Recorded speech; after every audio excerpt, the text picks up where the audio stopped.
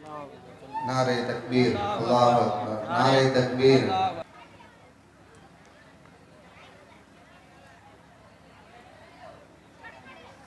अल्हम्दुलिल्लाह अल्हम्दुलिल्लाहिल्लज़ी खलक़ मिनल माइ बशरन फजअलहु नसबन व सुहरा गाफिरिज़ ज़ंबि व क़ाबिलित तौबि शदीदिल इक़ाबि ज़ित तौल ला इलाहा इल्ला हुवा इलैहिल मसीर अशहदु अन ला इलाहा इल्लल्लाहु वहदहु ला शरीका लह जल्ल अनिश शबीह वल मसील वल कुफ़्र वन नज़ीर व अशहदु अन्न मुहम्मदन अब्दुहु व रसूलुहु सल्लल्लाहु अलैहि व अला आलिहि तय्यिबीन व अस्हाबिहि अल-गुर्रिल मयामीन मत्तसलत ऐनुन बिनज़र व वअत उज़ुनुन बिख़बर व सल्लम तस्लीमन कसीरा अम्मा बाद फ़क़द क़ाल अल्लाहु तआला फ़ी कलामिहिल क़दीम वल फ़ुरक़ानिल हमीद अऊज़ु बिल्लाहि मिनश शैतानिर रजीम बिस्मिल्लाहिर रहमानिर रहीम या बुनय्या अक़िमिस सलात वअमुर बिल उर्फ़ि वन्हा अनिल मुनकरि वस्बिर अला मा असाबक इन्न ज़ालिका मिन अज़्मिल उमूर क़ाल नबी सल्लल्लाहु अलैहि वसल्लम या गुलाम इन्नी उअल्लिमुका कलिमात सदक़ नबी सल्लल्लाहु अलैहि वसल्लम। அளவற்ற அருளாளன் நிகரில்லா அன்புடையவனுமாகிய எல்லாம் வல்ல அல்லாஹுவின் அன்பும் அருளும் நமக்கெல்லாம் வந்து சேரட்டுமாக. உயிருக்கு உயிரான உயிரினும் மேலான முஹம்மது ரசூலுல்லாஹி ஸல்லல்லாஹு அலைஹி வஸல்லம் அவர்கள் மீதும் அவர்களினுடைய பரிசுத்த தோழர்கள், குடும்பத்தார்கள், உம்மத்தார்கள், இங்கு சங்கமித்திருக்கிற நம் அனைவர்கள் மீதும் அல்லாஹுவின் அன்பும் அருளும் வந்து சேரட்டுமாக. வீக்கலத்தூர் மேற்கு மில்லத் நகர் மஸ்ஜிதுன் நூர் நிர்வாகத்தின் சார்பாக அர் ரஹ்மானியா அரபி மக்தப் மதரசாவினுடைய 13ஆம் ஆண்டு விழா இங்கே மிகச் சிறப்பாக மாலை நேரத்திலிருந்து நடைபெற்று கொண்டிருக்கிறது. சிறப்பிற்குரிய இந்த நிகழ்வு பங்கெடுத்திருக்கிற பாசத்திற்குரிய மாணவ செல்வங்களே, சிறப்பான இந்த மாபெரும் விழாவை தலைமையேற்று நடத்தி கொண்டிருக்கிற மரியாதைக்குரிய ஜமாஅத்து தலைவர் மற்றும் மக்கா பள்ளி நிர்வாகியுமான கண்ணியத்திற்குரிய ஜனாப் புல் முகமது அவர்களே, சங்கையான இந்த நிகழ்வை நெறிப்படுத்தி ஒருங்கிணைத்து தொகுத்து வழங்கி நிகழ்ச்சியை செவ்வனே நடத்தி கொண்டிருக்கிற சங்கைக்கும் மரியாதைக்கும் உரிய பஷீர் அஹ்மது ரப்பானி ஹசரத் அவர்களே, மரியாதைக்குரிய முன்னிலை வகித்திருக்கிற சங்கை மிக்க நிர்வாக பெருமக்களே, கண்ணியத்திற்குரிய உலமா பெருந்தகைகளே, ஆலிம் பெருமக்களே, மஸ்ஜிதினுடைய இமாம்களே, மதரசாவினுடைய முஅல்லிமீன்களே, ஆசிரியர்களே, பெற்றோர்களே, பெரியவர்களே, தாய்மார்களே, சகோதரிகளே, சமுதாயத்தினுடைய பெரியவர்களே, பொறுப்புதாரிகளே, உங்கள் அனைவருக்கும் ஆரம்பமாக என் சலாமை முன்வைத்து துவங்குகிறேன். அஸ்ஸலாமு அலைக்கும் வரஹ்மத்துல்லாஹி வபரகாத்துஹு. பிரம்மாண்டமான இந்த எழுச்சி மிக்க இந்த கூட்டத்திலே நிறைய பெற்றோர்களும் பெரியவர்களும் சமுதாயத்தினுடைய முன்னோடிகளும் சங்கை மிக்க ஆலிம்களும் கலந்து கொண்டிருக்கிற இந்த சபையிலே மாலை நேரத்திலிருந்து மதரசா பிள்ளைகளினுடைய நிகழ்ச்சிகளை நீங்கள் கண்குளிர கண்டு களித்தீர்கள். உண்மையில் நன்மைகளை எப்படி பாதுகாக்க வேண்டும் என்கின்ற தலைப்பிலே அல்லாஹுவினால் நமக்கு தரப்பட்ட நன்மைகளிலேயே ஆக சிறந்த நன்மை குழந்தை செல்வம் தான். குர்ஆனில் அல்லாஹு தஆலா குழந்தைகளுக்கு கைர் என்ற வார்த்தை அல்லாஹ் பயன்படுத்துறான். நன்மை என்று அல்லாஹ் சொல்கிறான். ஜீனத் அழகு என்று அல்லாஹ் சொல்கிறான். நிஅமத் அருள் என்று அல்லாஹ் சொல்கிறான். பரக்கத் அபிவிருத்தி என்று அல்லாஹு தஆலா சொல்கிறான். பஷாரத் நற்செய்தி என்று அல்லாஹு தஆலா சொல்கிறான். பிள்ளைகளுக்கு அல்லாஹ் குர்ஆன்ல பயன்படுத்துகிற வார்த்தைகளை நீங்கள் பார்த்தீர்கள் என்று சொன்னால், அதுல அல்லாஹ் பயன்படுத்துகிற வார்த்தைகளிலேயே ரொம்ப உச்சபட்சமான அழகான வார்த்தை, ரொம்ப உச்சகட்டமான வார்த்தை ஹைர் என்ற வார்த்தை தான். அல்லாஹு தஆலா இது ஹைர் என்று அல்லாஹு தஆலா சொல்றான். ஆனா மறுபுறத்தில் அல்லாஹு தஆலா ஹைர்னு சொல்றான், ஹிபா அன்பளிப்புங்கிறான், நிஅமத்துங்கிறான், ரஹ்மத்துங்கிறான், பரக்கத்துங்கிறான். ஆனா அதே குழந்தை செல்வத்தை பார்த்து அல்லாஹ் ஃபித்னான்னு அல்லாஹ் சொல்றான். அது சோதனையாகவும் ஆகிவிடும் சில நேரங்களில் என்று அல்லாஹ் சொல்றான். எனவே பிள்ளைகளுடைய மார்க்க விஷயத்தை நாம கேட்டு இதை பார்த்து கண்குளிர்ச்சி அடைகிறோம். அவர்கள் குர்ஆனை பேசுகிறார்கள், ஹதீஸை பேசுகிறார்கள், மார்க்கத்தை பேசுறாங்க. இப்படியெல்லாம் பிள்ளைகளை பார்த்து கண்குளிர்ச்சி அடைகிற மிகப்பெரிய இந்த நேரத்தில் உண்மையில் அந்த பிள்ளைகளை நாம் எப்படி பாதுகாக்க வேண்டும்? நமக்கு தரப்பட்டிருக்கிற அந்த ஹைர்களான அந்த பிள்ளைகளை நாம் எந்த வழியில் அந்த பிள்ளைகளை பாதுகாக்கணும்? முதலாவது அடிப்படையாக நீங்கள் இதை விளங்கிக் கொள்ள வேண்டும்.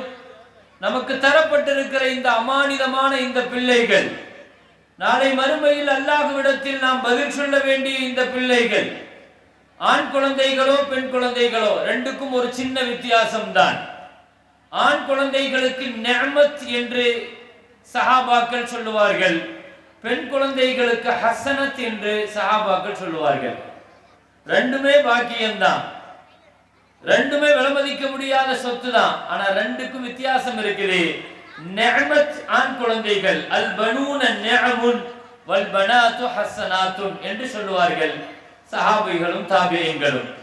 நிஅமத் என்று சொன்னால் அதற்கு ஒரு பொருள் உண்டு, ஹஸனத் என்று சொன்னால் அதற்கு ஒரு பொருள் உண்டு.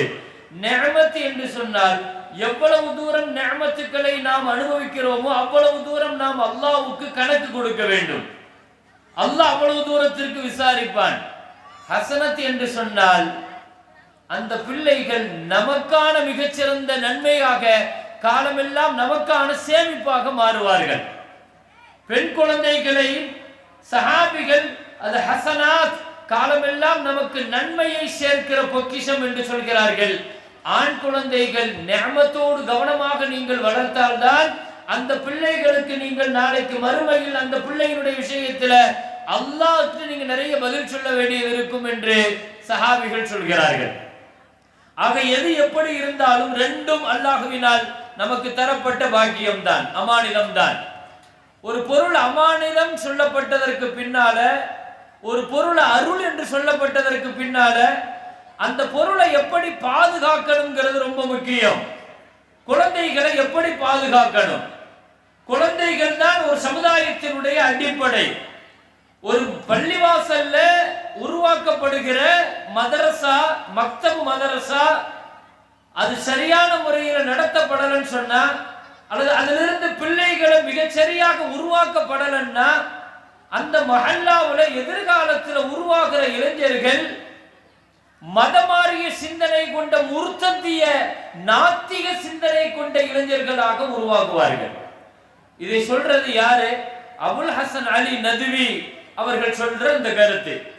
ஒரு மஹல்லால, ஒரு ஜமாஅத்துல, ஒரு பள்ளிவாசல்ல மக்தபு மதரசாக்கள் கேட்பாரற்று கவனக்குறைவாக விடப்படுமேயானால், உங்க பிள்ளைகளுக்கு உரிய காலத்துல மக்தபு மதரசால தீனுடைய இல்ம கொடுக்கலன்னா, முறையாக கொடுக்க வேண்டிய இல்ம நீங்க தரலன்னு சொன்னா, அந்த பிள்ளைகளை நீங்க டாக்டர் ஆக்கினாலும் இன்ஜினியர் ஆக்கினாலும் எந்த துறையில நீங்க படிக்க வச்சாலும் அவனுக்கு குர்ஆனுடைய இல்மு இல்ல, ரசூலுடைய இல்மு இல்ல, சீரத்தினுடைய இல்மு இல்ல, அஹ்ல பைத்துகளை பத்தி இல்மு இல்ல, சுன்னத் வல் ஜமாஅத்தினுடைய அகீதாவை பத்தி இல்மு இல்ல, இபாதத் இல்ல, எதுவுமே இல்லாம பிள்ளைகளை நீங்க காலேஜுகள்லையும் யூனிவர்சிட்டிகள்லையும் கொண்டு போய் நீங்க படிக்க வச்சா அந்த பிள்ளைகள் மார்க்க ரீதியான சித்தாந்தத்தை அவர்கள் இழந்து சிந்தனை ரீதியான முர்த்தத்துகளாக, இளைஞர்களாக உருவாகுவார்கள்.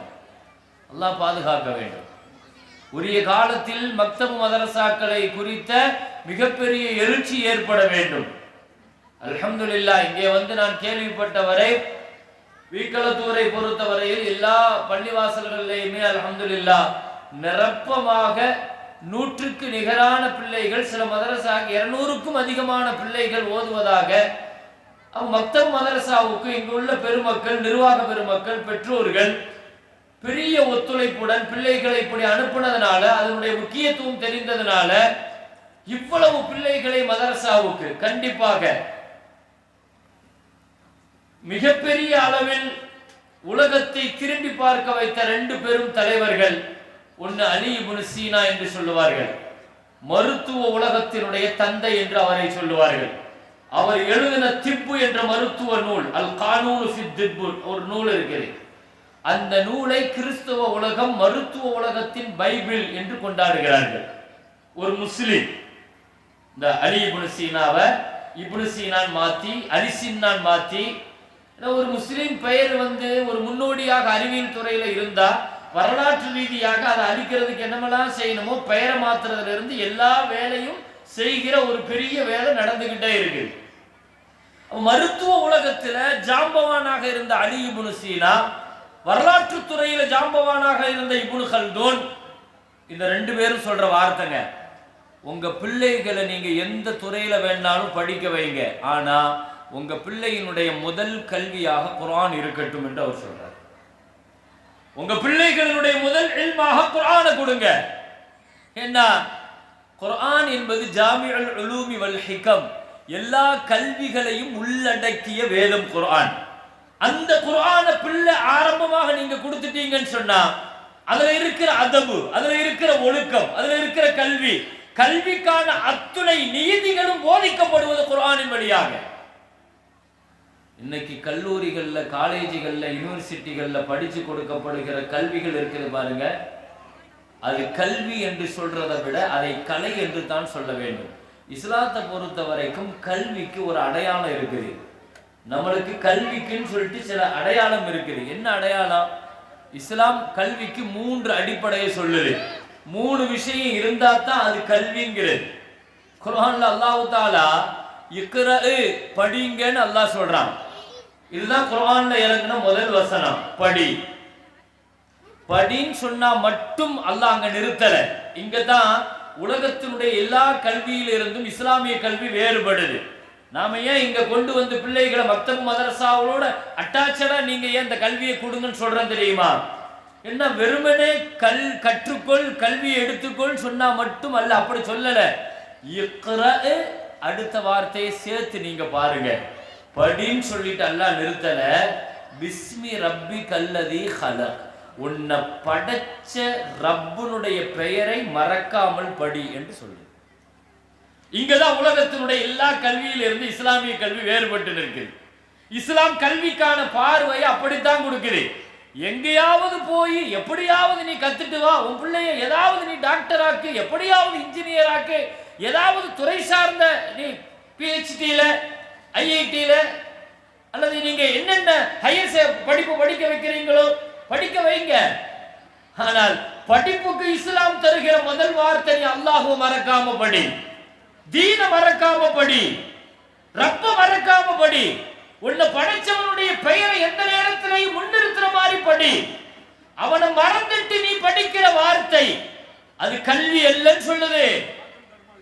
உங்க பிள்ளைகளுக்கு கல்லூரிகள்லயோ காலேஜுகள்லயோ அல்லாஹ்வை சொல்லி கொடுக்க மாட்டாங்க, மெட்டீரியலிசத்தை சொல்லி கொடுப்பாங்க, கம்யூனிச கல்வியை சொல்லி கொடுப்பாங்க.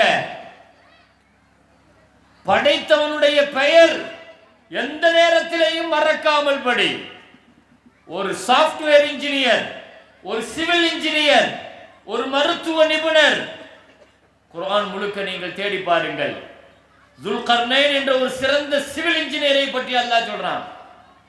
அவர் கட்டாத கட்டிடமா, அவர் கட்டிய பிரம்மாண்டமான கட்டிடம். அந்த காலகட்டத்தில் 2000 வருஷத்துக்கு முன்னால 2 மலைகளுக்கு மத்தியில இரும்பு பாலம் போட்டாரு துல்கர்னைன். அவரை மாதிரி எல்லாம் டெக்னாலஜி அல்லாஹ் அன்னைக்கு அவ்வளவு பெரிய டெக்னாலஜி வச்சிருந்தார். குர்ஆனுடைய வரலாறு அது. குர்ஆன்ல அல்லாஹ் சொல்றான், குர்ஆன் பேசாத பொறியியலா, குர்ஆன் பேசாத மருத்துவமா, குர்ஆன் பேசாத எக்கனாமிக்கா, எந்த துறை வேண்டும்? ஐடி, இன்ஃபர்மேஷன் டெக்னாலஜி, தகவல் தொழில்நுட்பம் குர்ஆன் பேசுது. எல்லா துறைகளை பத்தியும் குர்ஆன் பேசுது. பிள்ளைகளுக்கு ஏன் முதல்ல குர்ஆனுடைய இல்ம கொடுக்க சொல்றோம்? அந்த இல்ம படிச்சிட்டா உலகத்துல எந்த இல்முக்கு போனாலும் அவன் வழி தவற மாட்டான். அவனை குர்ஆன் பாதுகாக்கும், குர்ஆனுடைய இல்ம பாதுகாக்கும். கட்டினார் பிரம்மாண்டமான கட்டடம். அவரை மாதிரி எல்லாம் ஒரு சிவில் இன்ஜினியரை பார்க்கவே முடியாதுங்க. இந்த 21ஆம் நூற்றாண்டு ஐடி வளர்ந்துருக்குது, இவ்வளவு தூரம் அறிவியல் வளர்ந்துருக்குது. அறிவியல் வளர்ந்த இந்த உலகத்துல ஒரு சிவில் இன்ஜினியரை கூட்டுவாங்க, அவர் கட்டடம் கட்டட்டும். ஒரு பள்ளிவாசலை கட்டுறாரு, வீட்டை கட்டுறாரு. எந்த கட்டடம் கட்டட்டும் எத்தனை வருஷம் கேரண்டி கொடுப்பாரு? அவரால் எத்தனை வருஷம் கேரண்டி கொடுக்க முடியும்?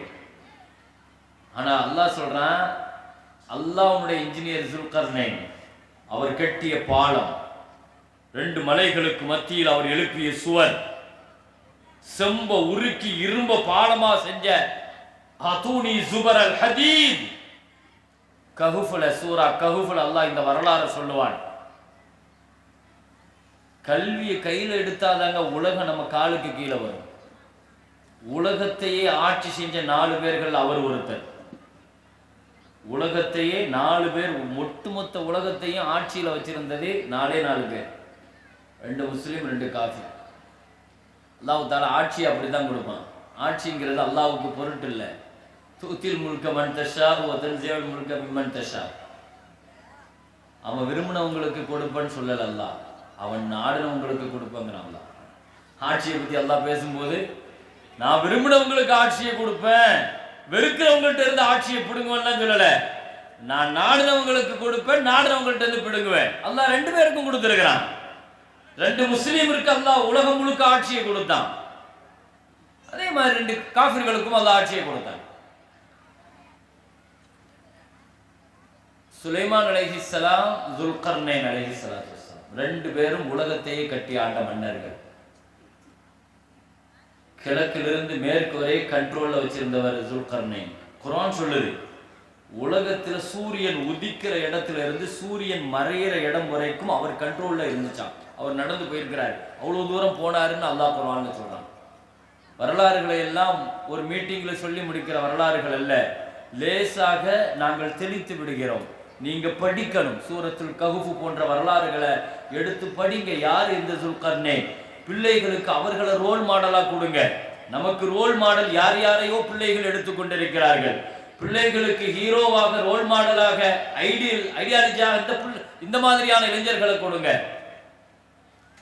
துல்கர்னைன் கட்டி முடிச்சிட்டாரு. மக்கள் எல்லாம் பார்த்து வியந்தார்கள், புகழ்ந்தார்கள் அந்த கட்டடத்தை. ஆனால் அந்த இன்ஜினியர் என்ன சொன்னார் தெரியுமா? அந்த சிவில் இன்ஜினியர் சொன்ன வார்த்தையை பாருங்க. ஹாதா ரஹ்மத்தும் மிர் ரப்பி, ஹாதா ரஹ்மத்தும் மிர் ரப்பி. இது என் திறமையெல்லாம் ஒண்ணும் இல்லை, என் ரப்பு எனக்கு கொடுத்த அருள் கொடை. எவ்வளவு பணிவான வார்த்தை அது. உயர்கிற பொழுது அல்லாஹ்வை முன்னிறுத்தி பேசினார். இக்ரா பிஸ்மி ரப்பிக அல்லதி ஹலக்ங்கிற அல்லாஹ் படின்னு சொல்லல, அல்லாஹ்வுடைய பெயரை நீ முன்னிறுத்துற மாதிரி படிக்கணும். கல்விங்கிறது ரப்ப காட்டணும், ரப்ப மறக்க கூடாது, படைச்சவனை மறக்க கூடாது, தீன மறக்க கூடாது, ஒழுக்கத்தை மறக்க கூடாது. பிள்ளைகளுக்கு வெறுமனே கல்வி மட்டும் முக்கியமில்லை பெருமக்களே. கல்வி மட்டும் இருந்தால் அது மொடமானது, முறையாக இருக்கணும். இஸ்லாம் தருகிற இந்த 3 அளவுகோலோடு பிள்ளைகளை படிக்க வைங்க. நான் அடிப்படையாக இதை பெத்தவங்களுக்கு நான் இதை சொல்லிக்கிறேன். உங்க பிள்ளைகள்கிட்ட இந்த 3 இல்லைன்னா அவன் என்ன கல்வி கற்றுக்கொண்டாலும் அந்த கல்வியும் அவனுக்கு வழிகாட்டாது. உங்களுக்கு ஆகிரத்துக்கான பிள்ளையாகவும் கிடைக்க மாட்டாங்க அந்த பிள்ளைங்க. இது குர்ஆனுடைய சத்தியமான வார்த்தை. சுலைமான் அலைஹிஸ்ஸலாத்திட்ட இருந்த தகவல் தொழில்நுட்பம் இன்னைக்கு 21ஆம் நூற்றாண்டுல என்னங்க, இது வளர்ந்த வளர்ச்சியை விட அன்னைக்கு சுலைமான் நபி வச்சிருந்த ஐடியினுடைய வளர்ச்சி. முதல்ல தகவல் தொலை தொடர்பை உருவாக்குனதே சுலைமான் அலைஹிஸ்ஸலாம் தான். இன்னைக்கு இன்ஃபர்மேஷன் டெக்னாலஜிங்கிறது எவ்வளவு உச்சத்துக்கு போயிட்டு இருக்கு, நாம பேசிட்டு இருக்கிறோம். இன்னைக்கு யாரை என்ன என்ன என்ன எடுக்க போறீங்க? நான் ஐடி ஃபீல்டுக்கு தான் போக போறேன். அவர் சம்பாதிக்கும் போதே, காலேஜுக்கு போகும்போதே ஐடி ஃபீல்டை குறி வச்சு தான் பிள்ளைகள் அப்படியே செதுக்கிட்டே இருக்கிறோம். அன்னைக்கு எப்படியாவது ஒரு சாஃப்ட்வேர் இன்ஜினியரா போய் உட்கார்ந்து மாசம் ஒரு 50,000 ரூபாய் 1,00,000 ரூபாய் சம்பாதிக்கணும். இதே மோட்டிவேஷன்ல பிள்ளைகளை உருவாக்கி இப்படியே டியூன் பண்ணிக்கிட்டே இருக்கிறோம். கல்வி வெறும் பணம் சம்பாதிக்கிற விஷயம் கிடையாது. இந்த பார்வையை முதல்ல பிள்ளைகள்கிட்ட வரணும்னா நம்ம முதல்ல அந்த சிந்தனையை மாத்தணும், நமக்கான சிந்தனையை மாத்தணும். இஸ்லாம் கல்விக்கு கொடுத்திருக்கிற விசாலமான விளக்கம். முதல்ல அஞ்சல் துறையை துவக்கி வைத்தார். முதல்ல அஞ்சல் துறையை துவக்கி வச்சது சுலைமான் அலைஹிஸ்ஸலாம். பலஸ்தீனத்திலிருந்து யமன் தேசத்திற்கு ஒரு கடிதத்தை முதல்ல ஹுதுஹுதுங்கிற ஒரு பறவையின் மூலமாக செய்தியை கேள்விப்பட்டு செய்தி அனுப்பி வைக்கிறார். டிரான்சாக்சன் முதல்ல ஏற்பட்ட ஒரு 1000 கிலோமீட்டருக்கான ஒரு பெரிய தகவல் தொலை தொடர்பு முதல்ல அஞ்சலை உருவாக்கிய சுலைமான் அலைஹிஸ்ஸலாம். அஞ்சல் துறை விரிவடைஞ்சு தகவல் தொழில்நுட்பம் தொலை தொடர்பு இன்னைக்கு எந்த இடத்துல வந்து நிக்குதுன்னு உங்களுக்கு தெரியும். ஆனால் அதை துவக்கி வைத்த சுலைமான் அலைஹிஸ்ஸலாம் என்ன சொன்னார்? முதல்ல குர்ஆன் எடுத்து பாருங்க. குர்ஆனுக்கு இடையில எல்லாமே குர்ஆனுடைய ஆரம்பத்துல பிஸ்மில்லா வரும். குர்ஆனுக்கு இடையில எங்கேயாவது பிஸ்மில்லா வருதுன்னா ஒரே ஒரு இடத்துல தான் வரும். சூரத்துல் ஃபுர்கான்ல, சூரத்துல் நம்ல்ல இன்னஹு மின் சுலைமான வ இன்னஹு பிஸ்மில்லாஹிர் ரஹ்மானிர் ரஹீம். கடிதத்தை ஆரம்பிக்கும் போதே பிஸ்மில்லாஹிர் ரஹ்மானிர் ரஹீம் தான் ஆரம்பிப்பார் அவர் கடிதத்தை. அஞ்சல் துறை துவக்கப்பட்ட பொழுது அதை ஆரம்பிக்கிற பொழுதே அல்லாஹ்வுடைய பெயரை கொண்டு ஆரம்பிக்கிறார். தகவல் தொழில்நுட்பம் உச்சகட்டத்தை தொட்டு நிற்கிறது. ஜின்னுகளினுடைய உலகம் கோலாச்சிய காலகட்டம் அது. நாங்கள் அதை இங்கிருந்து கொண்டு வருவோம், இதை இங்கிருந்து கொண்டு வருவோம், இது இவ்வளவு நேரத்தில் கொண்டு வருவோம், 100 கிலோமீட்டர் தாண்டி பொருளை கொண்டு வருவோம். இப்படியெல்லாம் ஜின்னுகள் பெருமைப்பட்டு கொண்டிருந்த காலகட்டத்தில் காலல்லதி இந்தஹு இல்மும் மினல் கிதாப், அவருடைய சபையில் சுலைமான் அலைஹிஸ்ஸலாம் வைத்திருந்த மிகச்சிறந்த ஆலிம் பெருமகனார் ஆசிப் இப்னு பர்ஹியா, கல்வி பெற்ற ஒரு மாமனிதர் சுலைமான் அலைஹிஸ்ஸலாம் வச்சிருந்தாங்க. இந்த மாதிரி நிறைய பேர் வச்சிருந்தாங்க. இஃப்ரீத் ஜின்னிட்ட கேட்டாங்க, எவ்வளவு நேரத்துல கொண்டு வருவேன்? ஆதீக பிஹி கப்ல அன் தகூம மின் மகாமிக், சபை முடிவதற்குள் கொண்டு வருகிறேன். இன்னி லகவியுன் அமீன், எனக்கு சக்தி இருக்குது, என்னால முடியும். ஆசிப் இப்னு பர்ஹியா எழுந்தாரு. அன ஆதீக பிஹி கப்ல அன் யர்தத்த இலைக தர்ஃபுக், கண் சிமிட்டுவதற்குள் கொண்டு வருகிறேன். ஒரு பெரிய பொருளை கொண்டு வரணும். ஒரு பெரிய பொருளை இன்னைக்கு நீங்கள் ஆர்டர் போடுறீங்க, அமேசானில் ஃப்ளிப்கார்ட்டில் ஆர்டர் போடுறீங்க ஒரு பொருள், அது டெல்லியில் இருந்தோ அல்லது வேறு எங்கே இருந்தோ வருதுன்னு வைங்க. குறைஞ்சபட்சம் ஒரு 3 நாள் 1 வாரமாவது கேட்பாங்களா இல்லையா? இன்னைக்கு இவ்வளோ தூரம் தகவல் தொலை தொடர்பு இவ்வளோ பெரிய இடத்த பிடிச்சிருக்கு இல்லையா? 21ஆம் நூற்றாண்டில் ஒரு பொருளை கொண்டு வர்றதுக்கு 3 நாள் ஆகுது, 1 வாரம் ஆகுது, 10 நாள் ஆகுது. அன்னைக்கு இஃப்ரீத் ஜின்னு சொல்லுச்சு, இந்த சபை முடிகிறதுக்குள்ள கொண்டு வர. சபை எவ்வளவு நேரத்துல முடியும்? ஒரு 4 மணி நேரம்னு வச்சுக்கோங்களேன். அவர் எழுந்திருச்சு சொன்னாரு, ஆசிப் கண் சிமிட்டுவதற்குள் கொண்டு வருகிறேன். எத்தனை கிலோமீட்டர்? 1000 கிலோமீட்டர். 1000 கிலோமீட்டர் தாண்டி ஒரு பொருளை இங்க கொண்டு வரணும். கண் மூடி திறக்கிறது கூட சொல்லல. அந்த வார்த்தை குர்ஆன்ல அல்லாஹ் சொல்லுவான், கண் சிமிட்டி நீங்க திறக்கிறதுக்கு முன்னாடி சிமிட்டுறதுக்குள்ள கொண்டு வரணும்னு அர்த்தம். அதுக்கு கொண்டு வந்து வச்சுட்டாரு பல்கீஸ் ராணியோட சிம்மாசனத்தை. அப்படியே திகச்சு போய் நிக்கிறாங்க. எப்படி இவ்வளவு கிலோமீட்டர் தாண்டிய ஒரு பொருளை செகண்ட்ல எப்படி கொண்டு வந்தாரு? அவ்வளவு பெரிய தொழில்நுட்பத்தை வச்சிருந்தாரு. ஜின்னுகள் எல்லாம் அப்படியே வெளவெளத்து போச்சு. நம்ம தான் பெரிய ஜாம்பவான்னு நினைச்சிட்டு இருந்தோம். ஒரு பொருளை அங்க இருந்து அங்க கொண்டு வரலாம், அங்க கொண்டு. அவ்வளோ பெரிய ஆற்றலை வச்சிருந்த, ஆளுமைகளை வச்சிருந்த சுலைமான் அலைஹிஸ்ஸலாம் என்ன சொன்னாங்க தெரியுமா? ஹாஸா மின் ஃபத்லி ரப்பி, ஹாஸா மின் ஃபத்லி ரப்பி, இது என் இறைவனின் அருள். வீட்டை கட்டிட்டு முகப்புல ஆதா மின் ஃபத்லி ரப்பின்னு சும்மா ஃபார்மாலிட்டிக்காக போடுறது கிடையாது. ஆதா மின் ஃபத்லி ரப்பிங்கிற இந்த வார்த்தையை நமக்கு தந்ததே சுலைமான் அலைஹிஸ்ஸலாம் தான். முதல்ல அந்த வார்த்தையை அப்ப சொன்னாரு. அதைத்தான் நான் சொல்றேன், இக்ரா பிஸ்மி ரப்பிக்கல் லதீ ஹலக். படிங்க, படைச்சவனுடைய பெயரை மறக்க கூடாது. உச்சத்துக்கு போக போக பிள்ளைக்கு அல்லாஹ்வுடைய நம்பிக்கை அதிகமாயிட்டே இருக்கணும். நம்ம பிள்ளைங்க அடுத்த கட்டம், ஸ்கூல்ல இருந்தாரு, காலேஜுக்கு போனா, யூனிவர்சிட்டிக்கு போனா, மாஸ்டர் டிகிரி பண்ணா, PhD பண்ணா, அடுத்த துறைக்கு போய் பெரிய ஜாப். ஒரு குறிப்பிட்ட ஒரு இதை தாண்டி ஒரு IIT-க்குள்ளேயோ ஒரு அண்ணா யூனிவர்சிட்டிக்குள்ளேயோ நம்ம பிள்ளைங்க உள்ள போகும்போது, இன்னைக்கு ஒரே காலகட்டத்தில் நம்ம பிள்ளை தன்னை ஒரு முஸ்லீம்னு காட்டிக்கிறதுக்கு கூட பயப்படுவான். அப்படி ஒரு சூழ்நிலை தான் இன்னைக்கு இருக்கிற சூழ்நிலை இருக்குது. அந்த இடங்கள்ல பகிரங்கமாக பிள்ளைகள் இவ்வளவு தூரத்திற்கு இருக்குதுன்னு சொன்னா, அந்த பிள்ளைகளுக்கு நீங்க பாதுகாப்பு கொடுக்கணும்னு சொன்னா உரிய காலத்துல இந்த தீனுடைய இல்ம கொடுத்தா மட்டும்தான் பெருமக்களே. அல்லாஹ்வினுடைய குர்ஆனை கொடுத்தா மட்டும்தான் அவன் எந்த காலத்திலையும் அல்லாஹ்வுடைய பெயரை மறக்காம படிப்பான். இதை நான் நிறைய விஷயங்களில் ஒரு உதாரணங்களோடு சொல்ல முடியும். கால அவகாசங்கள் அவ்வளவு நீண்டதல்ல.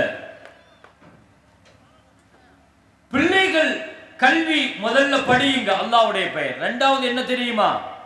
கல்வியை விட ரொம்ப முக்கியமானதாக இஸ்லாம் சொல்றது ஒழுக்கத்தை சொல்லுது, அதப சொல்லுது. பிள்ளைகளுக்கு முதல்ல அந்த ஒழுக்கம் ரொம்ப முக்கியம்.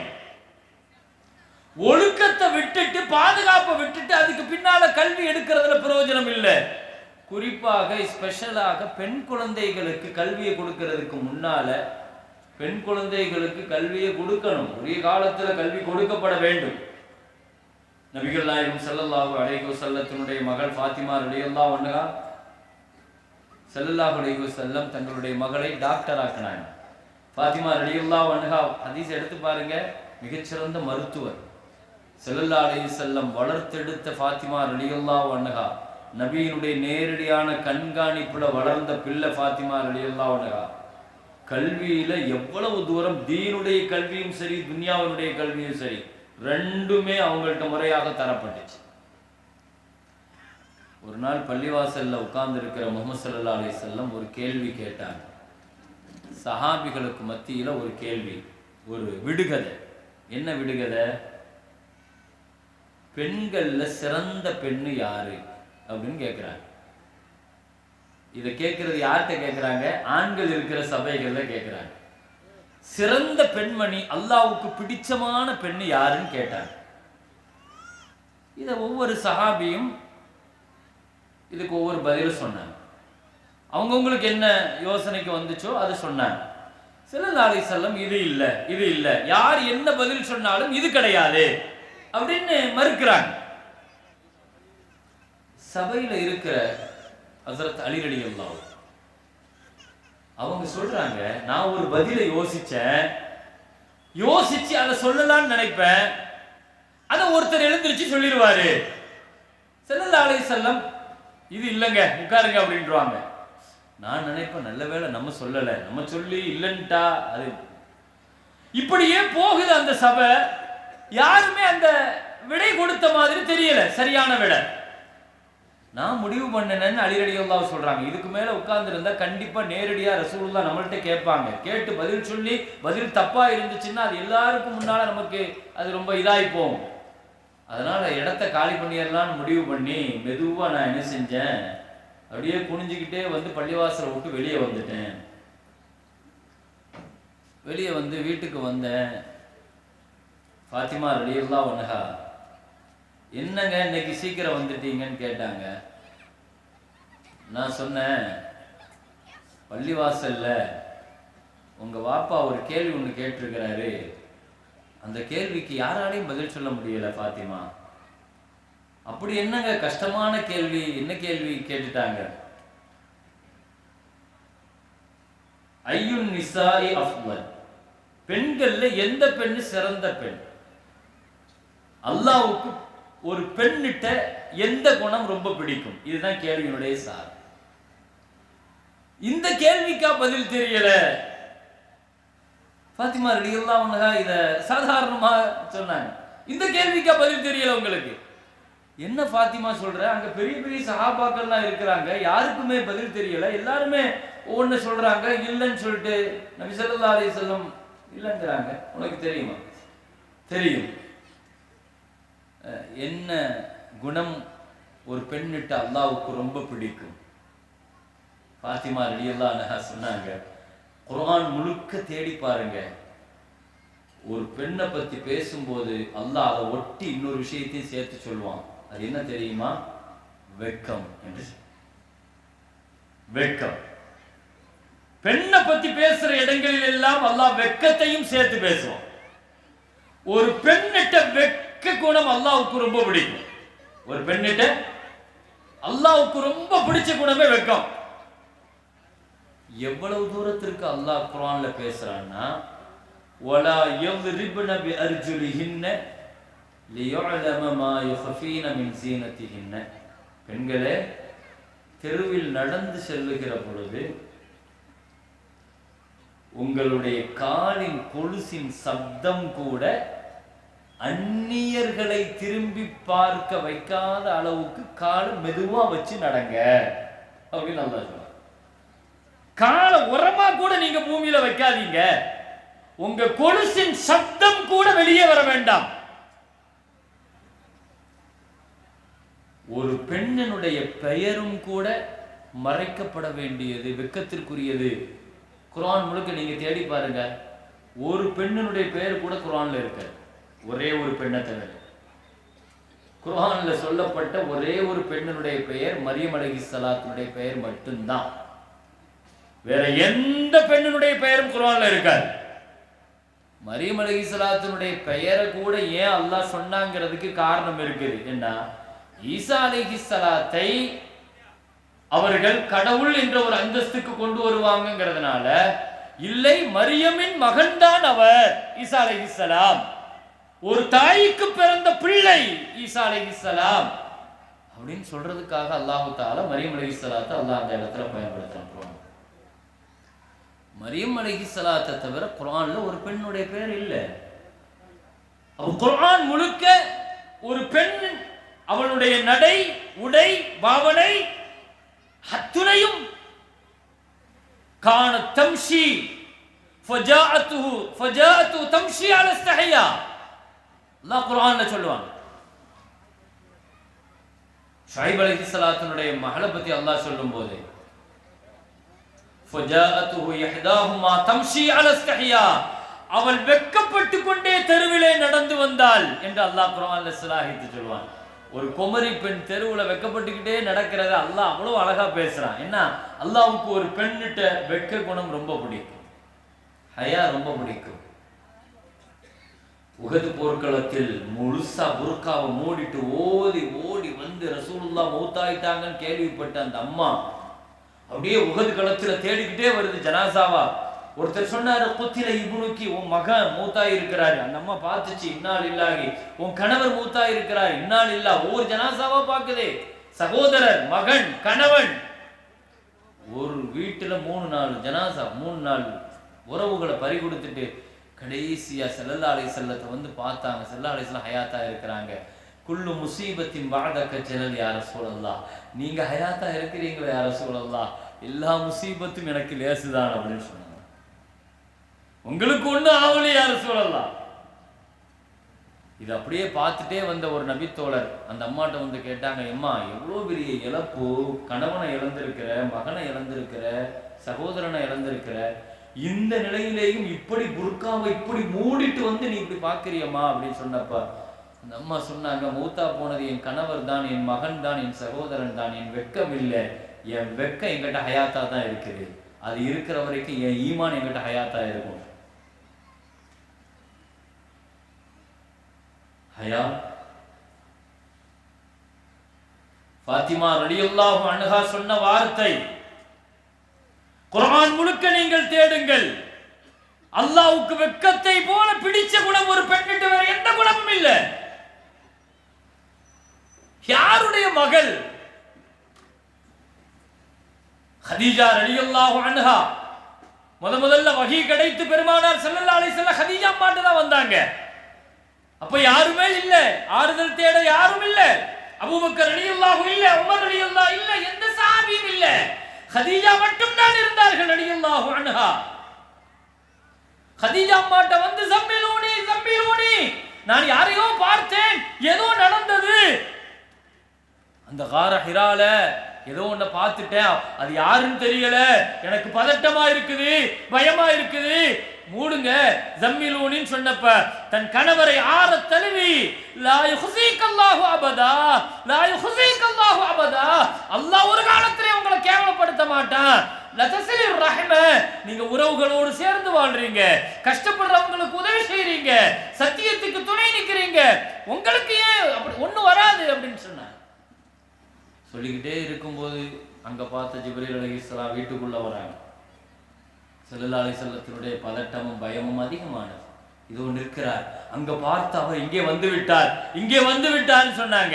யார் எனக்கு எதுவும் தெரியலையே, இதோ நிற்கிறார் அவர். ஜிப்ரீல் அலைஹிஸ்ஸலாம் வீட்டுக்குள்ள வந்துட்டாங்க. ஜிப்ரீல் அலைஹிஸ்ஸலாத்தை முதல்ல கார ஹிரால வச்சு பார்த்தாங்க, வஹி வந்துச்சு, பின்னால வீட்டுக்கு வந்துட்டாரு. முதல் வஹி ஹல் தராஹு ஹல் தராஹு, நிற்கிறாரா, நீங்க பாக்குறீங்களா? ஆமான்னு சொன்னாங்க. என் வலது பக்கத்துல வந்து உட்காருங்க. ஹல் தராஹு, இப்ப தெரிகிறாரா? ஆம் நிற்கிறார். என் இடது பக்கத்துல வாங்க. ஹல் தராஹு, நிற்கிறாரா? ஆம் நிற்கிறார். என் மடியில வந்து உட்காருங்க பெருமானாரே.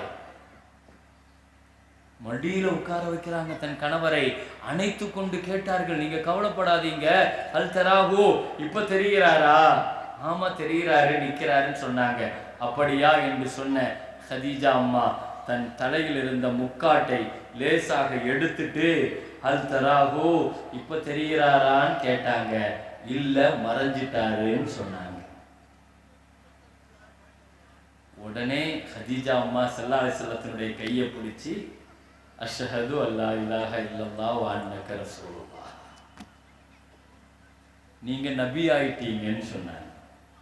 அல்லாஹ் நபிக்கு நபியை அடையாளம் காட்டியதே கதீஜா அம்மா.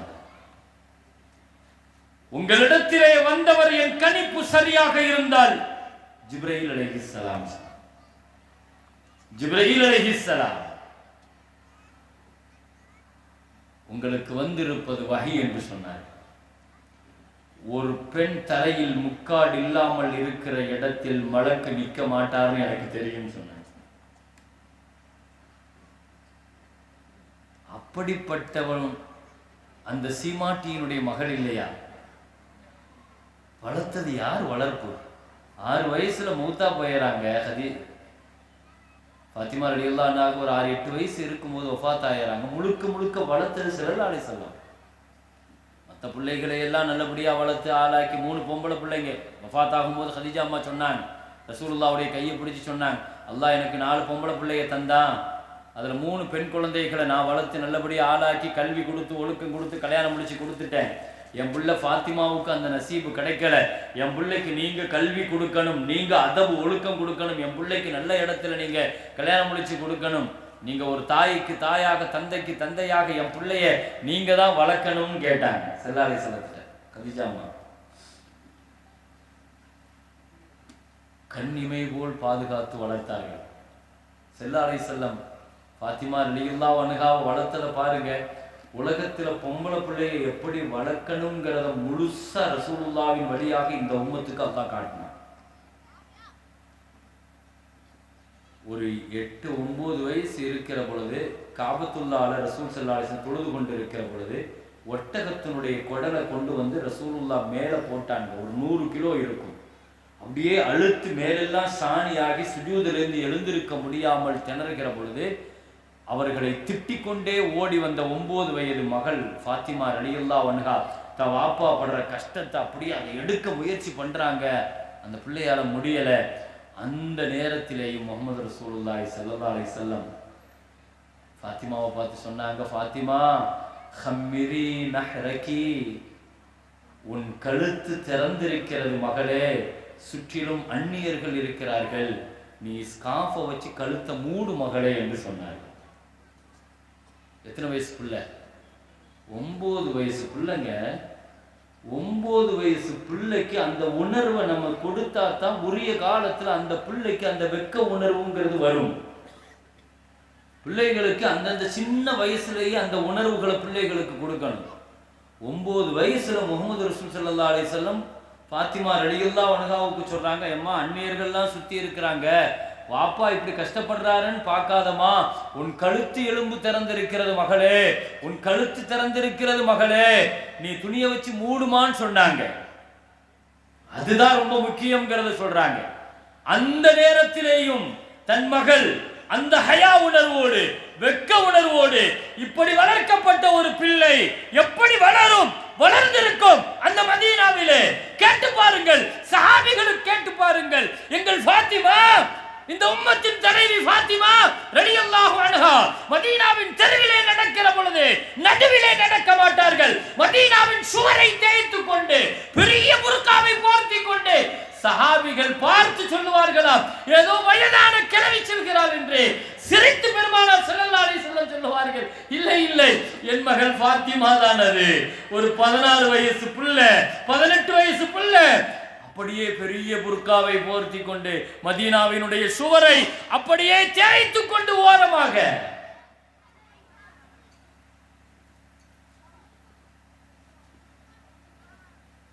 வஃபாத்தாகிற நேரத்தில் ஒரு 28 வயசுங்க, ஒரு 28 வயசு. ரொம்ப வருஷமெல்லாம் வாழலை, ஒரு 28 வயசு வரைக்கும் தான் வாழ்ந்தாங்க. தோழி அஸ்மாட்ட பேசினாங்கன்னா, எனக்கு ஒரே ஒரு கவலை இருக்குது அஸ்மான்னாங்க. என்ன கவலைன்னு கேட்டாங்க. நான் வாழ்நாள் முழுக்க அந்நியர்கள்ட்ட மறைஞ்சு வாழ்ந்துட்டேன், ஷரியத் சட்டத்தை பேணி வாழ்ந்துட்டேன். ஆனால் நான் மௌத்தா போயிட்டா என்னை கஃபன் செஞ்சு கொண்டு வந்து வச்சா அந்நியர்கள் பார்வையெல்லாம் என் கஃபன் மேலே படுமே அப்படின்னு எனக்கு கவலையாக இருக்குது. என் கஃபனை கூட அந்நியர்கள் பார்க்கக்கூடாது. யாருங்க? அல்லாஹ் அக்பர். வெக்கம்னா எவ்வளோ பெரிய வெக்கம்! வளர்த்தது ஸல்லல்லாஹு அலைஹி வஸல்லம் இல்லையா? ஒரு பெண்ணிட்ட வெக்கம் இருந்துச்சுன்னா அவளுடைய ஈமான் பாதுகாக்கப்படும், அவள் தீன் பாதுகாக்கப்படும், அவள் குடும்பம் பாதுகாக்கப்படும். வெக்கம் தாங்க ஒரு பெண்ணுக்கான உயிர், அது உயிரோட்டம். அது முஹம்மது ஸல்லல்லாஹு அலைஹி வஸல்லம் வளர்த்த பெண் மகள் அஸ்மா சொன்னாங்க, அதுக்கு ஒரே ஒரு வழி இருக்குது. நான் அபிசீனியாவுக்கு போனப்ப அபிசீனியாவில் பெண்கள் மௌத்தா போயிட்டா ஒரு சுந்தூக்கு மாதிரி ஒரு பெட்டிக்குள்ளே வச்சு துணியை வச்சு மூடிடுவாங்க. இன்னும் அன்னைக்கு அரபிகள்கிட்ட அந்த பழக்கம் கிடையாது. அரபிகள் மூத்தா போயிட்டா என்ன செய்வாங்கன்னா ஸ்ட்ரக்சரில் வச்சு தான் கொண்டு வருவாங்க, ஒரு கட்டில் வச்சு சாதாரணமாக ஜனாசா தூக்கிட்டு வருவாங்க. இந்த சுந்தூக்கு இன்னைக்கு நம்ம உலகம் முழுக்க நம்ம ஒரு பெட்டிக்குள்ளே வைக்கிறோமே, அப்போ இந்த சுந்தூக்கு இல்லை. முதல்ல அபிசீனியாவில் நான் பார்த்ததாக ஃபாத்திமா ரலியல்லாஹு அன்ஹாட்ட அஸ்மா சொன்னாங்க. உடனே சொன்னாங்க, அஸ்மா, என் ஜனாசாவும் அந்த பெட்டிக்குள்ளே வச்சு தான் போகணும், என்னை கஃபன் செஞ்சு நீ தான் என்னை குளிப்பாட்டணும், நீ தான் என்னை கஃபன் செய்யணும் அப்படின்னு வசியத்து பண்ணுறாங்க. வசியத்து பண்ணிட்டு சொன்னாங்க. இதெல்லாம் சொல்லிட்டு கடைசியாக ஒரு வார்த்தை சொல்லிட்டாங்க, நான் மௌத்தா போயிட்டா ஃபாத்திமா மௌத்தாயிட்டான்னு சொல்லி நீங்கள் அறிவிப்பு கூட செய்யக்கூடாது, யார்கிட்டையும் சொல்லாதீங்கன்னு சொன்னாங்க. ஃபாத்திமா ரலியல்லாஹு அன்ஹாவுடைய ஜனாசாவில் கலந்துக்கிட்டவங்க குடும்பத்துக்காரங்க ரொம்ப நெருங்கிய சொந்தம், ஒரு 18 பேர் மட்டும்தான் ஜனாசால கலந்துக்கிட்டாங்க. அவ்வளவு பெரிய வெக்க உணர்வோடு வாழ்ந்து இன்றைக்கும் கூட உலகம் முழுக்க இந்த சுந்தூக்கு பெட்டியை பார்க்கிற பொழுது அது சுன்னத்து ஃபாத்திமா. அது எங்கள் ஃபாத்திமா ரலியல்லாஹு அன்ஹா இந்த உம்மத்திற்கு அவருடைய வெக்கத்தின் உணர்வால் இந்த உம்மத்துக்கு கிடைத்த சுன்னத்து தான் அந்த சுந்தூக்கு பெட்டி. எனவே சொல்வதற்காக தகுதியானவர்கள். அல்லாஹ் விரும்புகிற ஒரு பெண்ணிடத்தில் இந்த குணம் என்ன குணம்? வெக்க குணம் தான், வெக்க குணம் தான். அலி ரலியல்லாஹு கேட்டாங்க, ஃபாத்திமா பதில் சரியா இருக்குமா? எங்க வேணாலும் போய் சொல்லுங்க, சரியா இருக்குன்னு சொன்னாங்க. கேட்டுட்டு போயிட்டு அப்படியே பள்ளிவாசல் பக்கமா போனாங்க. அலி ரலியல்லாஹு கேள்வி முடிஞ்சிருச்சா அல்லது கேள்வி நடந்துட்டு இருக்குதான்னு அப்படி மெதுவா பார்த்தாங்க. கேள்வி இன்னும் நடந்துட்டு தான் இருக்குது, யாரும் சொன்ன மாதிரி தெரியல. மெதுவா அப்படியே போய் உட்கார்ந்து பள்ளிவாசல்ல உட்கார்ந்துட்டாங்க. நபி ஸல்லல்லாஹு அலைஹி வஸல்லம் அப்படியே கேட்டுக்கிட்டே வந்தாங்க. கேட்டுக்கிட்டே வரும்போது, என்ன அலியே, உங்களுக்கு தெரியுமா ஒரு பெண்களில் சிறந்த பெண் யார்? ஒரு பெண்ணிட்ட எந்த குணம் அல்லாஹ்வுக்கு ரொம்ப பிடிக்கும்? தெரியும் யார் ரசூலல்லாஹ்னு இருந்தாங்க. சொல்லுங்க பார்க்கும், எந்த பெண்ணிட்ட வெக்க குணம் அதிகமாக இருக்குதோ அந்த பெண் அல்லாஹ்வுக்கு ரொம்ப பிடிக்கும். சொன்ன உடனே ஸல்லல்லாஹு அலைஹி வஸல்லம் அற்புதமாக சொல்லிவிட்டீர்கள், சரியான பதிலை சொல்லிவிட்டீர்கள் அப்படின்னு சொல்ல சொல்ல அவருக்கு சந்தோஷம் தாங்க முடியல. அலி ரலியல்லாஹுக்கு அப்படியே சுத்தி சுத்தி பார்க்கறாங்க. எல்லாருமே அலி ரலியல்லாஹு பிரமிப்பா பார்க்கறாங்க. ஸல்லல்லாஹு அலைஹி வஸல்லம் சொன்னாங்க, ஜவாபுக ஸஹீஹ் லைஸ ஜவாபு, பதில்லாம் சரிதான், ஆனா உங்க பதில் மாதிரி தெரியலையேன்ட்டாங்க. பதில் சரிதான், உங்க பதில் மாதிரி தெரியலையே. ஜவாபு பிதஅத்தின் மின்னி, என் ஈரக்கொலை துண்டு ஃபாத்திமாவினுடைய பதில் வாசம் அளிக்கிறேன்னு. பதிலை பார்த்து கூட இது என் ஃபாத்திமாவுடைய பதில்னு சொல்லி ஸல்லல்லாஹு அலைஹி வஸல்லம் சொல்றாங்கன்னா அந்த பிள்ளை எப்படி வளர்த்திருப்பாங்க. ஒரு தந்தைக்கும் மகளுக்குமான மானசீகமான உறவு உலகத்துல அல்லாஹு அக்பர். நீங்க புகாரி எடுத்து பாருங்க, இப்படி ஒரு தந்தையை உலகத்துல பார்க்கவே முடியாதுங்க. ஃபாத்திமா ரலியல்லாஹு அன்ஹா சொல்லுவாங்க, நான் எப்பொழுதெல்லாம் எங்க வாப்பாவை பார்க்க வரணும், பள்ளிவாசல் பக்கம் வந்த உடனே எங்க வாப்பா எனக்கா எழுந்திருச்சு வந்து வாசல் வரைக்கும் வந்து என் கையை பிடிச்சு கூட்டு வந்து பக்கத்துல உட்கார வைப்பாங்க. தன் மகள் வருகிற பொழுதெல்லாம் எழுந்து நின்று மகளை வரவேற்று உள்ள கூப்பிட்டு, வெளியூருக்கு போனா முதல்ல பள்ளிவாசல்ல போய் தொழுதுட்டு ஃபாத்திமா ரலியல்லாஹுடைய வீட்டுல போயிட்டு கிளம்புவாங்க. வெளியூர்ல இருந்து வந்தா பள்ளிவாசல்ல போய் தொழுதுட்டு நேரில் அடுத்து ஃபாத்திமா ரலியல்லாஹு அன்ஹாவுடைய வீட்டுக்கு தான் போவாங்க. நிறைய நேரங்கள்ல நம்ம மகளுக்கான உரிமைங்கிறது கல்யாணம் கட்டி கொடுக்கறதோட முடிஞ்சு போயிடுச்சுன்னு நாம நினைக்கிறோம். பெருமக்களே, கல்யாணம் முடிஞ்சதோட நமக்கான உறவு முடிஞ்சு போச்சுன்னு நினைக்கிறோம். இல்ல இனிமேல் கணவன் பார்த்துக்கிடுவாருன்னு நினைக்கிறோம். ஸல்லல்லாஹு அலைஹி வஸல்லத்தினுடைய ஹதீஸை எடுத்து பாருங்க. ஒவ்வொரு நாளும் ஃபஜ்ர் தொழுகைக்கு போகும்போது அலி ரலியல்லாஹுடைய வீட்டுல நின்று முஹம்மது ஸல்லல்லாஹு அலைஹி வஸல்லம் இப்படி சப்தமிடுவார்கள், அஸ்ஸலாஹ் அஸ்ஸலாஹ். தொழுகை நேரம் வந்துருச்சு, ஃபாத்திமா எழுந்திருங்க, அலி எழுந்திருங்கன்னு ஒவ்வொரு நாளும் மகளையும் மருமகனையும் எழுப்பிட்டு தான் போவாங்க ஸல்லல்லாஹு அலைஹி வஸல்லம். உரிய காலத்தில் நிக்காஹ் செய்ய வேண்டிய காலம் வந்த பொழுது அரபுலகத்தினுடைய பெரிய செல்வந்தர்கள் எல்லாம் கல்யாணம் முடிக்கிறதுக்கு பெண் கேட்டாங்க. அப்துர் ரஹ்மான் அவுஃப் ரலியல்லாஹு கேட்டாங்க, உஸ்மான் ரலியல்லாஹு கேட்டாங்க. ஸல்லல்லாஹு அலைஹி வஸல்லம் பதில் சொல்லல. எல்லாரும் போய் கேட்கிறாங்க, சரி நம்மளும் போய் கேட்டு பார்க்கலாம் தான் அலி ரலியல்லாஹு வந்து கேட்டாங்க. அலி ரலியல்லாஹு அன்றாடம் காட்சி, அன்னன்னைக்கு சம்பாதிச்சு வாழ்க்கையை நடத்துறவர், தினக்கூலி வந்து நிக்கிறாரு, கேட்கறதுக்கு தயங்குறாரு. என்ன அலியே, பெண் கேட்டு தானே வந்தீங்க, பெண் கேட்டு தானே வந்தீங்க, மகர் என்ன வச்சிருக்கிறீங்க, போய் எடுத்துட்டு வாங்க. மகர் ஒண்ணுமில்ல யா ரசூலல்லாஹ், இவ்வளவுதான், கிடைச்சதை எடுத்துட்டு வாங்க. நிக்காஹ் முடிஞ்சிச்சு. ஆனா ஃபாத்திமா ரலியல்லாஹு அன்ஹா அவருக்கு ஒரு சின்ன நெருடல் இருந்துச்சு. என்ன, பெரிய பெரிய பணக்காரர்கள் எல்லாம் கேட்டாங்க, ஸல்லல்லாஹு அலைஹி வஸல்லம் கொடுக்கலையே. சாதாரண அலி ரலியல்லாஹு அன்றாடங்காட்சி கஷ்டப்படுறவர். மறுநாள் ஃபாத்திமா ரலியல்லாஹு கூப்பிட்டு பேசுறாங்க பாருங்க, ஃபாத்திமா உனக்கு அலி ரலியல்லாஹு எல்லா வகையிலும் பொருத்தமானவர். என்ன இருக்குது இல்லையா, அவர்கிட்ட ரெண்டு குணம் இருக்குது, அஅலமுஹும் இல்மா அஹ்லமுஹும் ஹில்மா. அவர்கிட்ட நல்ல குணம் இருக்குது, நல்ல கல்வி இருக்குது, குணமும் கல்வியும் இருக்குது. பொருள் இல்லையே நினைக்காத மகளே, இன்ஷா அல்லாஹ் அல்லாஹ் பொருளை தருவான், நீ சந்தோஷமா வாழுன்னு சொன்னாங்க. அல்ஹம்துலில்லாஹ் சந்தோஷமா வாழ்ந்தாங்க. அலி ரலியல்லாஹு சொல்றாங்க, நான் தினக்கூலி தான், நிக்காஹ் என் வாழ்க்கையை எப்படி மாத்துச்சு தெரியுமா, பின்னால நான் ஃபஜ்ர் தொழுகைக்காக என் வீட்டில இருந்து எழுந்திருச்சு போனா, இன்ன சதகத மாலி அன் கதிஅ 40000 திர்ஹம், 40000 ரூபாயை சதகா கொடுக்கறதுக்கு எடுத்துட்டு போவேன். ஒரு நாள் நான் சேரிட்டி பண்ற என் காசு 40000 சொன்னேன். என் வாழ்க்கையை பொருளாதாரத்தை புரட்டி போட்டுச்சு. நான் இதை சொல்ல வந்த நோக்கம் உங்களுக்கு தெரியும்.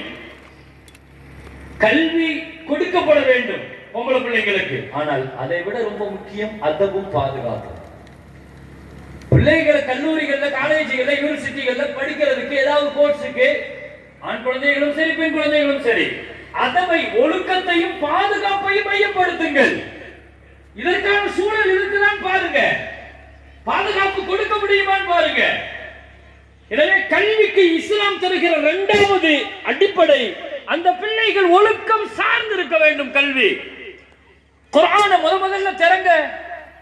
குர்ஆன் எப்படி ஆரம்பிக்குது, அலிஃப் லாம் மீம், அலிஃப் லாம் மீம். குர்ஆன் ஆரம்பிக்கிறது எப்படிங்க, குர்ஆனுக்குள்ள நுழைவாசலே அதுதான், அலிஃப் லாம் மீம். அலிஃப் லாம் மீம் அர்த்தம் என்ன, நீங்க உலகத்துல எந்த பெரிய ஆலிம்கிட்ட போய் உட்கார்ந்தாலும் அல்லாமாட்ட போய் உட்கார்ந்தாலும் அலிஃப் லாம் மீம்க்கு அர்த்தம் சொல்ல மாட்டாரு.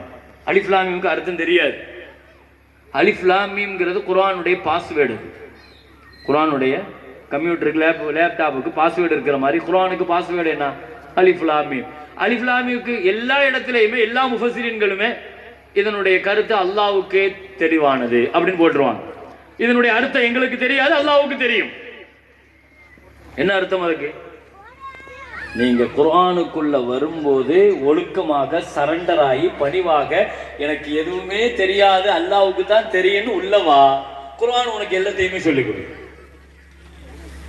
நீ குர்ஆனுக்குள்ள வரும்போது எதுவுமே தெரியாதுன்னு வரணும். அல்லாஹ் முதல்ல அதை அடிப்படையை சொல்றான். அல்லாஹ்வுக்கு தான் தெரியும்னு சொல்லிட்டு தான் அந்த பிள்ளை குர்ஆன் ஆரம்பிக்குது.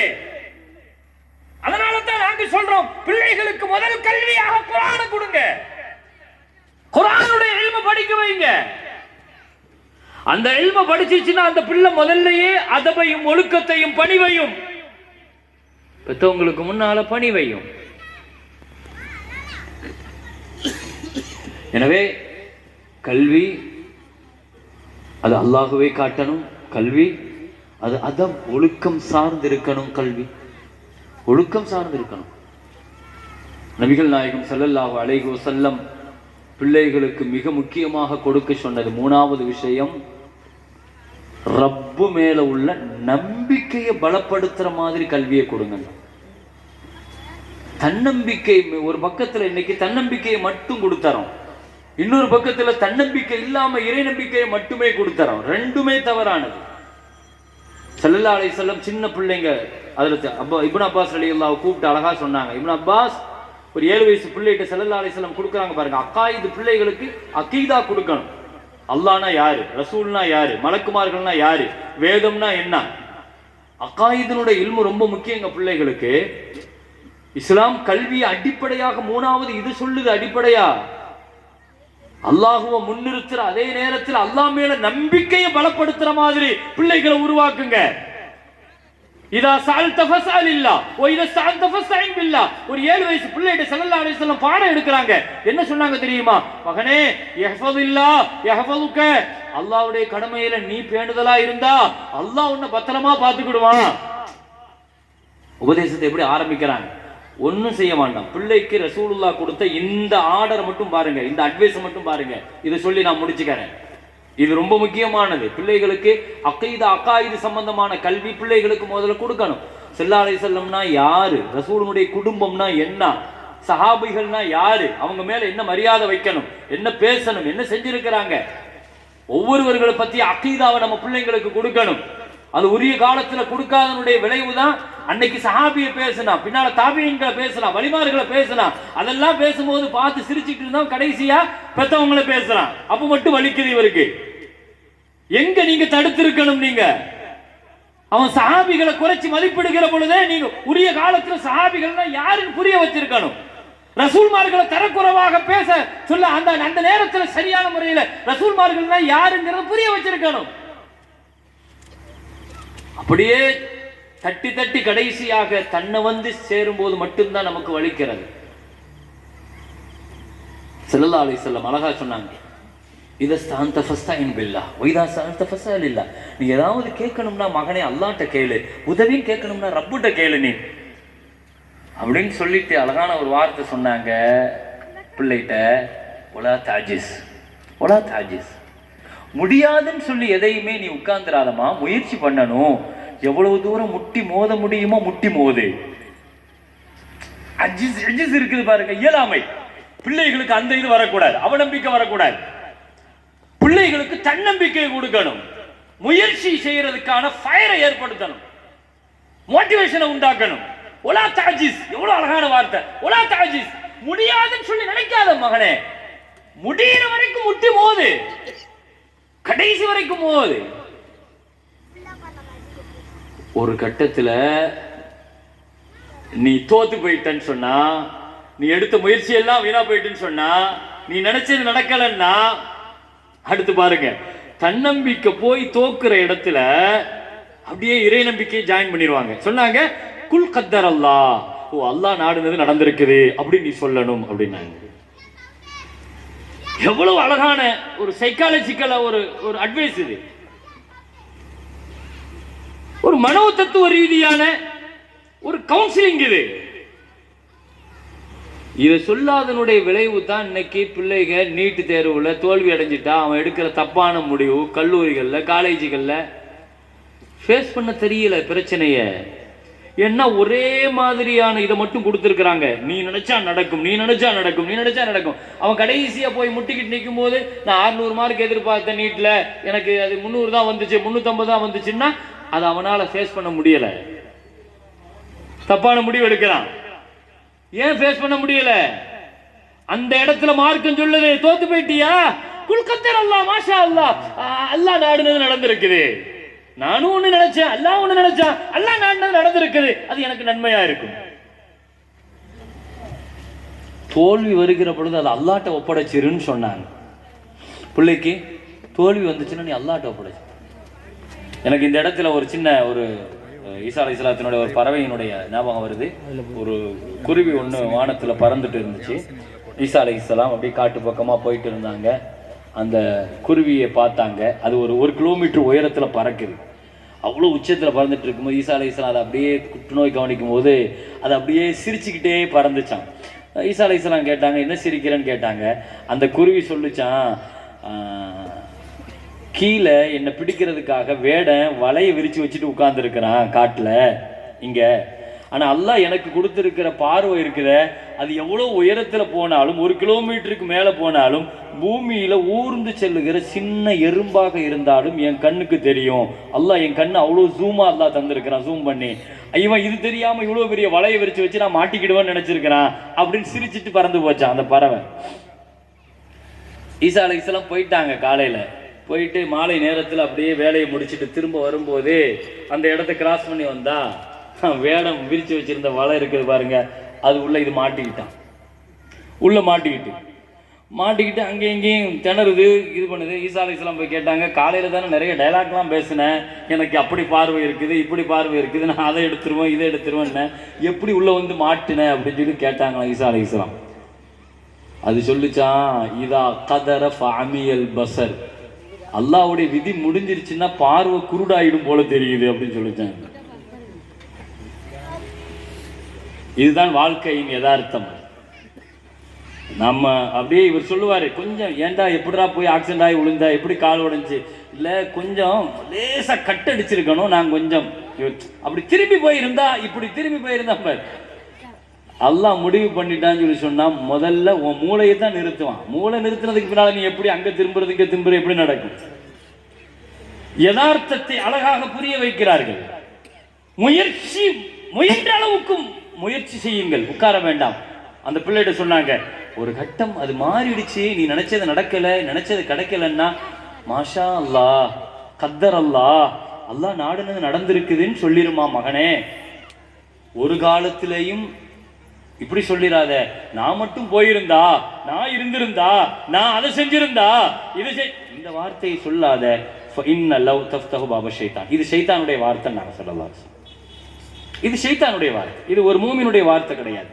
பிள்ளைகளுக்கு அழகான அல்லாஹ்வை பற்றிய அக்கீதாவை நம்பிக்கை அழகா சொல்றாங்க. எனவே கண்ணியமிக்க மேலான பெருமக்களே, எனவே பிள்ளைகள் அது பாதுகாக்கப்பட வேண்டிய மிகப்பெரிய சொத்துக்கள்.